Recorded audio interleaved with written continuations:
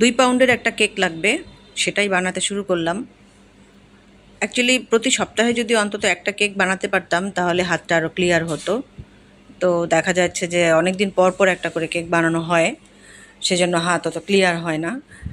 আর আমি এমন একটা মানুষ যে কাজটাই করি আমি করি না কেন, সেটা সেলাই হোক, রান্না হোক, হোয়াটএভার যেটাই হোক না কেন, আমি চেষ্টা করি যে মানে আমার 100%টা দিতে।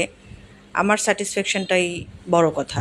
আমি স্যাটিসফাইড না হওয়া পর্যন্ত সেই কাজের পিছনে আমি লেগে থাকি, সেটা যে কোনো কাজই হোক। যতক্ষণ পর্যন্ত আমি আমার স্যাটিসফ্যাকশনকে টাচ করতে না পারি, আমি ওটার পিছনে লেগে থাকি। তবে হ্যাঁ, আমি 100% চেষ্টা করি। আমি ওই হেলাফেলা করে আসলে কোনো কাজ করতে পারি না। নিখুঁতভাবেই করার চেষ্টা করি, সর্বোচ্চটা দিয়েই চেষ্টা করি।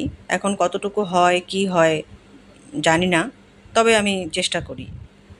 তো এই হয়ে গেল আমার চকলেট কেক।